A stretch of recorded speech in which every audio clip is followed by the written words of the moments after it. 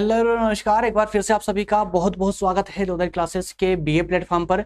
BA first, second और third माफ कीजिएगा, बीए, बीएससी और बीकॉम वाले फर्स्ट ईयर्स के सभी स्टूडेंट्स के लिए English language and Indian culture वाले सीरीज में आप सभी का मैं फिर से एक बार स्वागत करता हूं। दोस्तों, अभी तक इस सीरीज में हमारे noun, pronoun, verb, adverb, adjective, लगभग इन सभी वर्डों पर पूरे विस्तार से डिटेल के साथ में डिस्कस हो चुका है, विद एग्जाम्पल डिस्कस हो चुका है। और आज के सेशन में हम चर्चा करने जा रहे हैं प्रपोजिशंस की।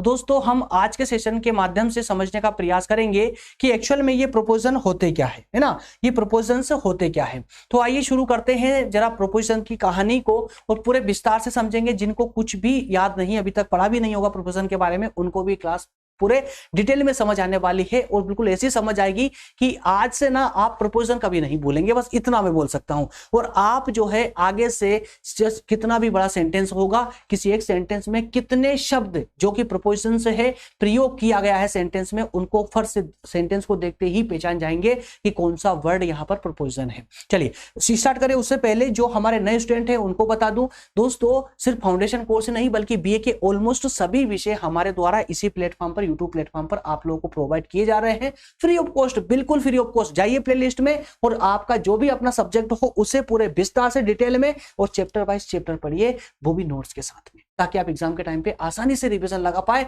और सबसे अच्छी बात यह है कि ना आपको किसी लेक्चर का पेमेंट करना है और ना ही किसी नोट्स का पेमेंट करना है, बिल्कुल निःशुल्क, टोटल निःशुल्क है, ठीक है ना। चलिए अब शुरुआत करते हैं अपने सेशन की। तो जो स्टूडेंट मुझे निरंतर रूप से कंटिन्यू फॉलो कर रहे हैं उनको मैं बताते भी आया हूं, उसको पता भी है कि अभी हमारा ये लास्ट सीरीज का लास्ट वाला सेशन चल रहा है, लास्ट चल रहे हैं। इसके जस्ट बाद में सिर्फ 2 सेशन मात्र बचे हुए हैं। ये जो थर्ड यूनिट है हमारी, जिसका नाम है बेसिक लैंग्वेज स्किल, इसके 2 पार्ट होते हैं। एक वोकेबलरी वाला पार्ट होता है और एक बेसिक लैंग्वेज, बेसिक ग्रामर वाला पार्ट होता है। तो इन सबको हम कंप्लीट कर चुके हैं दोस्तों।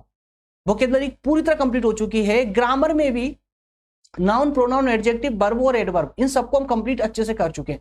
आज हम बात कर रहे हैं प्रोपोजिशन पर और नेक्स्ट वाला सेशन आर्टिकल्स पर होगा, ओपी टाइम और टेंसेस पर होगा।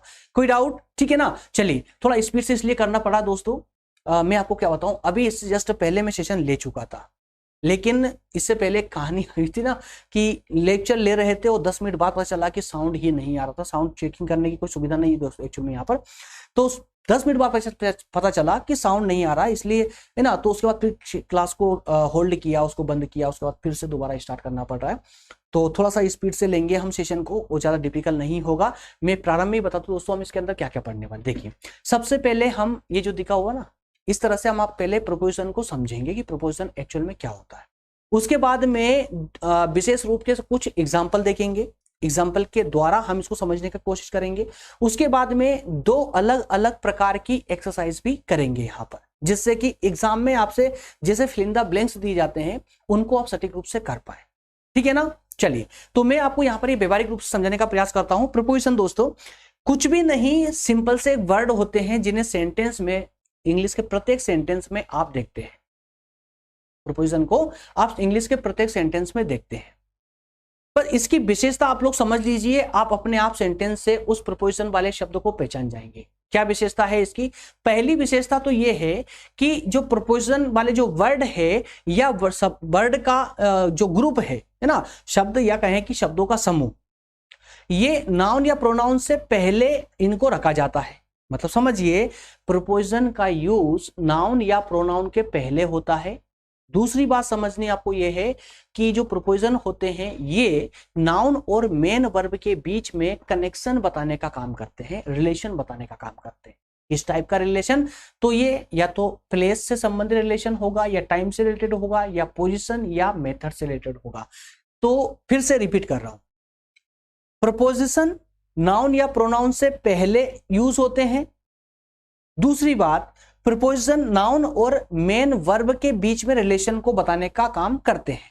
दैट्स ऑल, बस इतनी बात आपको याद रखनी है, ठीक है ना। देखिए, कुछ एग्जांपल के माध्यम से मैं समझाऊंगा और इसीलिए समझ आएगा। देखिए, जैसे पहला सेंटेंस है आपका यहाँ पर कि plane flew over the clouds. तो यहाँ ओवर जो है ना, देखिए क्लाउड्स आपको दिख रहा है, ये क्या है दोस्तों, ये नाउन है, और वहीं पर फ्लू क्या है, ये वर्ब है आपकी। तो नाउन और वर्ब के बीच में रिलेशन कौन बता रहा है? ओवर, ठीक है ना। तो ये ओवर ही बता रहा है कि बादलों के ऊपर उड़ रही थी प्लेन, या नीचे उड़ रही थी, या बादलों को चीरते हुए उड़ रही थी। तो कहां पर उड़ रही थी प्लेन? कहां पर उड़ती है? बादलों के ऊपर, ओवर द क्लाउड्स, तो ये रिलेशन बताया है ना। दूसरा सेंटेंस लीजिए आप यहाँ पर, tiger live in forest, tiger live in forest, तो फॉरेस्ट यहाँ पर आपका नाउन है, फॉरेस्ट नाउन है, लिव क्या है, वर्ब है, दोनों के बीच में रिलेशन बताना है, इन बता पाएगा, ठीक है ना। इसी तरह से एग्जांपल और भी दिए गए हैं, जैसे कि देखिए यहाँ पर ये 7-8 एग्जांपल फर्स्ट पैरा में है। Let us meet at the station, let us meet at the station, तो मुझे आप स्टेशन पर मिलिए, है ना, तो ये पर कौन बता रहा है, eight the station.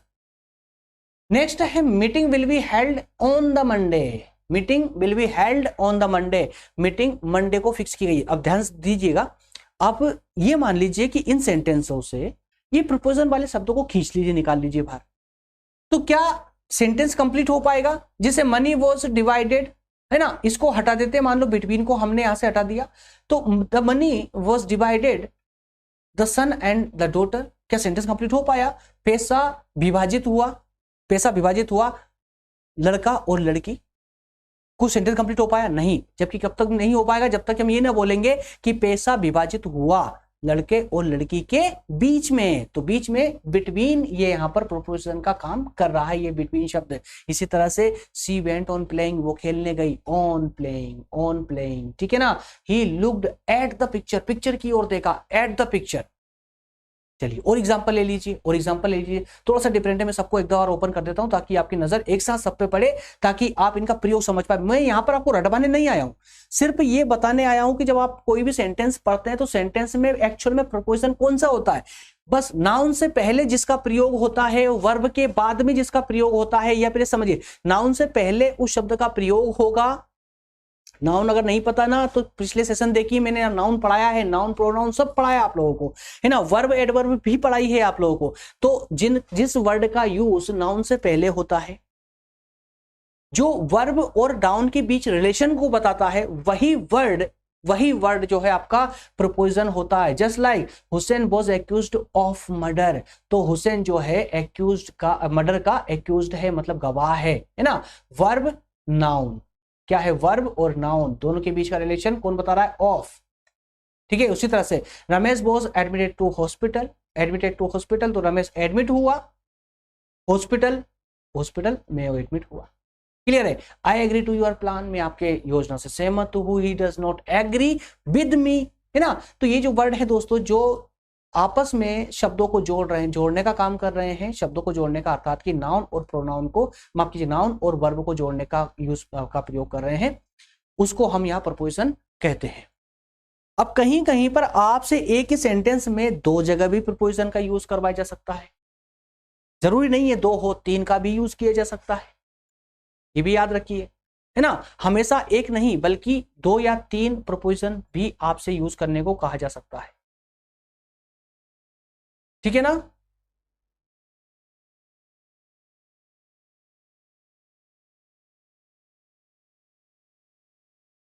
Okay, actual में चेक करना पड़ रहा है, पिछली बार की सबसे समस्या ना हो जाए। चलिए, तो दोस्तों आपने सेंटेंस के माध्यम से, इस सभी सेंटेंस के माध्यम से ये देखा कि प्रपोजिशन का यूज हम कब और कहां करते हैं, है ना। नाउन के पहले यूज करते हैं और वर्ब और नाउन के रिलेशन को बताने के लिए यूज करते हैं। इन प्रपोजिशंस के बिना कोई भी सेंटेंस कंप्लीट नहीं हो सकता है। चलिए कुछ एक्सरसाइज लगा लेते हैं, कुछ एक्सरसाइज लगा लेते हैं। याद रखिएगा ये प्रोपोजिशन पर ना ज्यादा कुछ बताने की आवश्यकता नहीं थी, मात्र 5 मिनट में सेशन खत्म हो जाता, सिर्फ स्टार्टिंग के शुरुआती बिंदु बताने के बाद ही। लेकिन इसको थोड़ा सा समझिए, क्योंकि एग्जाम में कई क्वेश्चन आप गलत करके आते हो, और इसके लिए एक्सरसाइज भी मैं आप लोगों के लिए लेकर के आया हूं, ताकि थोड़े से आपकी समझ थोड़ी डेवलप हो जाए। और इस समझ के साथ में जब आप बुक पढ़ेंगे ना, तो बुक में आपको कोई भी डिफिकल्टीज नहीं रहेगी। बस आप तरीका समझते चलिए, रटवाने नहीं आया हूं कुछ भी, बल्कि आपको तरीका बताने आया हूं किस तरीके से आपका ये प्रयोग होता है, किस तरीके से आपको इनका इस्तेमाल करना है, ठीक है ना।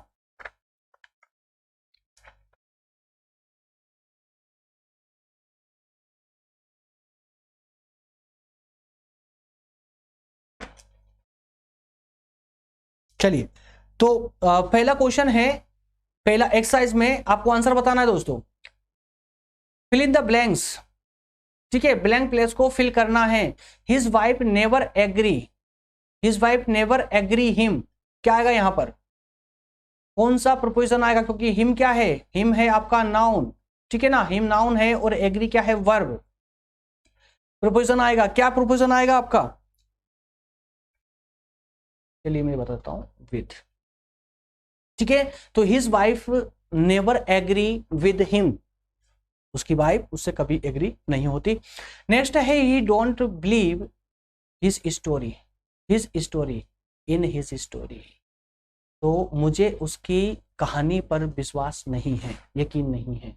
चलिए अगला लेते हैं। नेक्स्ट है he is very irresponsible, he does not care for his old parents, वो बहुत ही ज्यादा इरिस्पॉन्सिबल है, उसे अपने बुजुर्ग माँ बाप की परवाह नहीं है। तो यहाँ पर फॉर वाले शब्द का प्रयोग होगा जो दोनों सेंटेंस को जोड़ने का काम कर रहा है। केयर जो कि फॉर से जस्ट पहले प्रयोग हुआ है, केयर आपकी वर्ब है, और यहाँ पर ओल्ड पेरेंट्स क्या है दोस्तों, ये नाउन। ठीक है ना, तो नाउन और केयर दोनों के बीच में संबंध को बताना है, तो उसके लिए आपको फॉर का यूज करना पड़ेगा। चलिए नेक्स्ट है क्वेश्चन नंबर 4 है। क्वेश्चन नंबर 4 है we have inform the police, हमने पुलिस को आगाह किया, या कहें कि पुलिस को इन्फॉर्म किया चोरी के बारे में। तो के बारे के लिए क्या यूज होगा, तो के बारे के लिए अबाउट का यूज किया जाएगा। किसका, अबाउट का। ठीक है ना, तो हमने पुलिस को चोरी के बारे में बताया, इन्फॉर्म किया। क्लियर है, तो अबाउट का प्रयोग हुआ यहां पर। नेक्स्ट क्वेश्चन है, अगला है you should not interfere others affairs, you should not interfere others affairs, तो क्या यूज होगा यहाँ पर? मैं फटाफट में खुद ही बताते हुए चल रहा हूं, क्योंकि कंफ्यूजन करोगे और सेशन को लंबा कर देंगे आप लोग। ठीक है, बस आप लोग समझ जाएं, इतना पर्याप्त है मेरे लिए।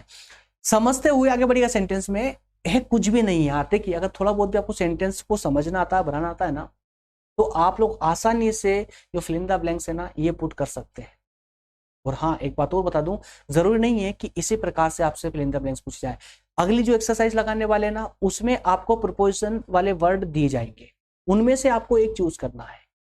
आपको चुनना है कि कौन सा उस सेंटेंस के लिए परफेक्ट होगा, उसमें से एक को वहां पुट करना है।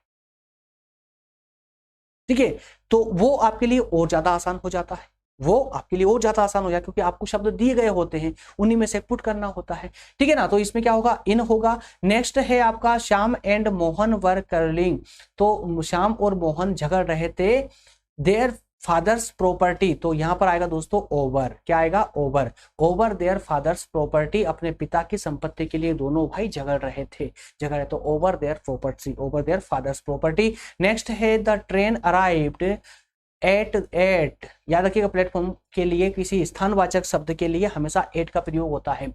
तो the train arrived at the platform a minute एगो, जस्ट मिनट पहले ही जो है ट्रेन प्लेटफॉर्म पर आई है, एट द प्लेटफॉर्म। ठीक है ना, चलिए नेक्स्ट है शेक्सपियर वॉज बर्न, आप अच्छे जानते हैं, इन, कब शेक्सपियर का जन्म कब हुआ, 1564 में है ना, में हुआ, इसलिए इनका प्रयोग होगा। नेक्स्ट है people who people who live glass house should not through the stone, आपने कहावत सुनी होगी ना, जो कांच के घरों में रहते हैं वो पत्थर नहीं मारा करते, यही कहावत तो है वो। ठीक है ना, तो people who live in the glass house, in the glass house, घर के अंदर के लिए इनका प्रयोग करेंगे।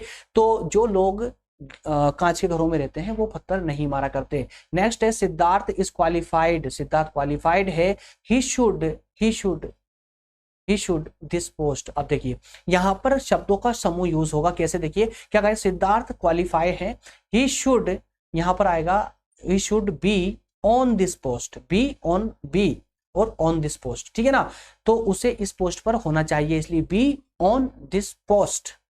तो यहां पर बी और ऑन दो अलग अलग शब्द है, जिसे मैंने आपको बताया था, प्रारंभ में बताया था कि शब्द या शब्दों का समूह है ना, वर्ड या ग्रुप ऑफ वर्ड, कौन, प्रोपोजिशन। तो प्रोपोजिशन में जरूर नहीं एक ही शब्द हो, शब्दों का समूह भी हो सकता है, दो या दो से ज्यादा समूह भी, शब्द भी हो सकते हैं प्रोपोजिशन में। क्लियर है, इसलिए बी ऑन का यहां पर यूज होगा। चलिए आगे लगाते हैं, आगे बात करते हैं। You must reply to the notice, you must reply to the notice, उसी तरह से he was talking his neighbour loudly, to his neighbour loudly, वह अपने पड़ोसी से बहुत तेज आवाज में बात कर रही थी। नेक्स्ट है कर रहा था, she is waiting for the school bus, for आएगा, स्कूल बस के लिए वेट कर रही थी, इसलिए फॉर द स्कूल बस के लिए, है ना। नेक्स्ट है the plane goes, plane goes, plane goes 5:30, 5:30, 5:30, plane goes 5:30, plane goes 5:30, ठीक है ना। प्लेन जो है प्लेन गोज 5:30, तो आपको पता समय से पहले हम लोग क्या लगाते हैं, जब भी समय लिखते हैं टाइम से पहले क्या लगाते हैं, क्या लिखा जा रहा है, प्लेन का टाइम है 5:30 का है, तो प्लेन जो है 5:30 बजे जाती है, ये बताना है आपको। तो अब 5:30 मतलब टाइम का यूज कर रहे हैं, और टाइम से पहले हम हमेशा क्या इसका इस्तेमाल करते हैं दोस्तों, हम टाइम से पहले हमेशा 8 का यूज करते हैं ना, 8 का यूज करते हैं। इसलिए जैसे हम स्थान के लिए 8 का यूज करते हैं ना, उसी प्रकार से टाइम के लिए भी हमेशा 8 का ही यूज किया जाता है, 8, ठीक है ना, 8। तो द प्लेन गोज एट 5:30। इसी तरह से अगला है the old man thanks me for my health, क्या आएगा यहाँ पर, इसका आएगा फॉर माई हेल्थ, ब्लैंक में for my health, for my health. तो ओल्ड मैन ने मेरी मदद के लिए मुझे शुक्रिया कहा, ठीक है।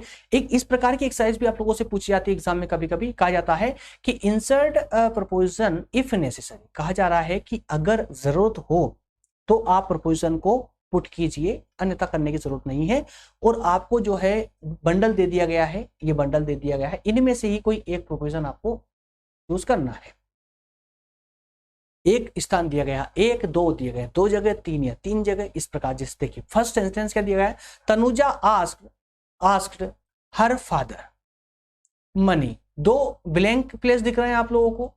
तो यहां क्वेश्चन में कहा गया कि प्रपोजिशन को नेसेसरी, है ना, जहां आवश्यकता हो वहीं पर पुट करनी है, जहां आवश्यकता नहीं है वहां पर पुट करने की आवश्यकता नहीं है। तो पहले सेंटेंस में तो मैं ये देख पा रहा हूं कि यहां पर रखने की आवश्यकता नहीं, क्यों, तनुजा आस्क्ड हर फादर, ये सेंटेंस पूरा कंप्लीट है यहां तक का। यहां हम यूज करेंगे फॉर का, फॉर मनी, तो तनुजा अपने पिता से पैसे मांगती है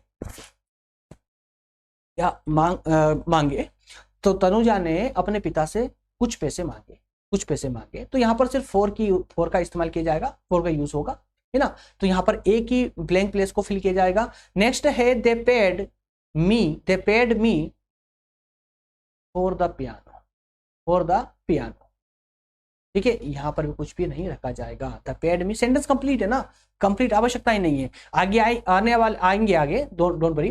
देखिए ये यहां पर है, I thought he would offer Neha the job, Neha the job, है ना।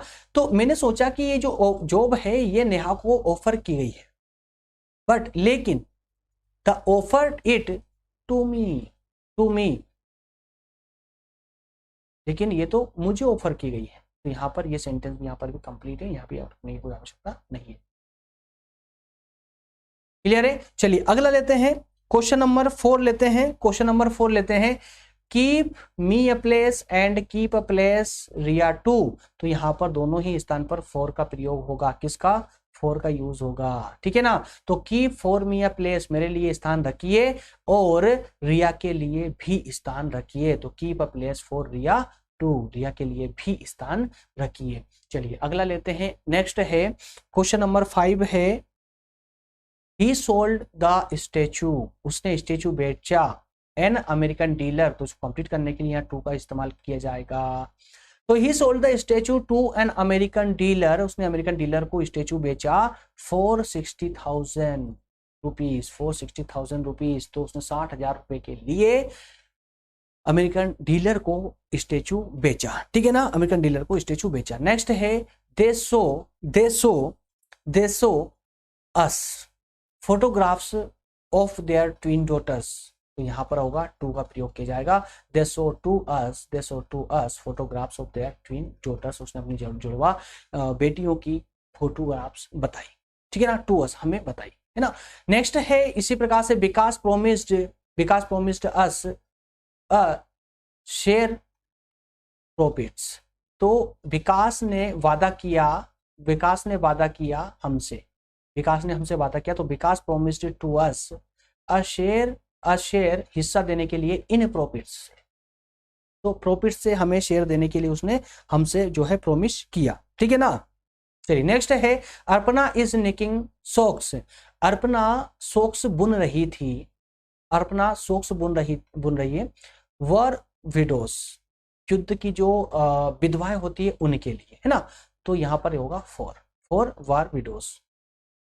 क्लियर है। इसी तरह से if you are going to का प्रयोग होगा if you are going to the post office could you buy me some stamps, अगर आप पोस्ट ऑफिस जा रहे हैं तो मेरे लिए कुछ स्टाम्प लेकर के आएंगे, ठीक है ना। चलिए नेक्स्ट है आपका बाइंग प्रेजेंट्स, उपहार खरीदना। Children is sometimes very difficult, तो उपहार बच्चों के लिए तो के लिए क्या फॉर का यूज होगा। तो बाइंग प्रेजेंट्स फॉर चिल्ड्रन से समटाइम्स वेरी डिफिकल्ट, तो कभी कभी जो है ना, कभी कभी बच्चों के लिए उपहार गिफ्ट लेना बहुत मुश्किल हो जाता है। इसी तरह से क्वेश्चन 11 है sitting the floor is not very comfortable, तो जब बैठने की बात आती है फ्लोर पर या चेयर पर तो हम यहाँ यूज करेंगे ऑन का, ठीक है ना। Sitting on the floor is not very comfortable, तो फ्लोर पर नीचे बैठना कंफर्टेबल नहीं है। चलिए नेक्स्ट है could you land me your English notebook, तो यहाँ पर तो शायद कुछ भी जरूरत नहीं है, तो सेंटेंस कंप्लीट है। कुड यू लैंड मी, क्या आप मुझे अपनी इंग्लिश की वर्कबुक दे सकते हैं। Could you land me your English workbook, ठीक है ना, इसलिए यहां पर कुछ नहीं आएगा। नेक्स्ट है आई एक्सप्लेन टू हिम, मैंने उनको समझाया दैट कि it was a custom in India, ये भारत में परंपरा है to greet people with the folded hand, हाथ जोड़कर लोगों का स्वागत करना, ग्रेट पीपल हाथ जोड़कर लोगों का स्वागत करना, ये इंडिया की परंपरा है। तो यहाँ पर क्या आएगा एक्सप्लेन टू हिम, मैंने उनको समझाया, ठीक है ना, इन इंडिया में, भारत में। चलिए नेक्स्ट है इसका Riya told them to wait for her on the bridge, ठीक है। तो रिया ने कहा कि वो जो है उनका ब्रिज पर इंतजार करे, for her on the bridge, इसलिए फॉर और ऑन यहाँ पर प्रोपोजिशन हो जाएंगे। क्लियर है, प्रोपोजिशन हो जाएंगे। उसी तरह से I can not tell you, यहाँ पर कोई आवश्यकता नहीं है। What she said to me in confidence, तो देखिए I can not tell you मैं आपको नहीं बता सकता, तो ये सेंटेंस तो यहाँ पर कंप्लीट है, यहाँ कुछ भी लिखने की आवश्यकता नहीं है जोड़ने की। व्हाट शी सेड, उसने जो मुझसे कहा, है ना, तो मुझसे उसके लिए टू का इस्तेमाल होगा। तो मैं आपको नहीं बता सकता कि उसने मुझसे क्या कहा। इन कॉन्फिडेंस उसने पूरे आत्मविश्वास के साथ मुझसे क्या कहा, मैं आपको नहीं बता सकता, ठीक है। वो दोनों ही एक्सरसाइज की आंसर शीट यहाँ पर ये अवेलेबल है। जब आप पीडीएफ डाउनलोड करते हैं डिस्क्रिप्शन में जाकर के, तो आप जब भी इसका रिवीजन लगाएंगे तो दोस्तों एक्सरसाइज का आंसर आप यहां से देख सकते हैं। क्लियर है। चलिए इसी के साथ मिलेंगे नेक्स्ट सेशन में। अगला सेशन जो होगा मैं आपको बता ही चुका हूं, आर्टिकल्स पर होगा, ठीक है ना। आर्टिकल्स पर नेक्स्ट सेशन होगा, आर्टिकल्स पर, उसके बाद में टाइम एंड टेंसेस पर सेशन लेंगे। इसी के साथ में उसके बाद लास्ट में दोस्तों एक सेशन लेंगे हम एमसीक्यू क्लासेस पर, एक मास्टर क्लास के रूप में। मास्टर क्लास को कहा मैंने क्योंकि एक लंबी क्लास होगी, एक बड़ी क्लास होगी, जिसमें हमें यूनिट 3 के जितने भी एमसीक्यू क्वेश्चन आंसर है उन सब पर हमें डिस्कस करना है, ठीक है ना। सभी एमसीक्यू क्वेश्चन आंसरों पर डिस्कस करना है यूनिट 3 के एक साथ और एक ही लेक्चर में। हो सकता है कि वो 1-1.5-2 घंटे की क्लासेस जाए, हो सकती है वो। चलिए मिलेंगे नेक्स्ट सेशन में दोस्तों, तब तक बहुत बहुत धन्यवाद। Thank you so much.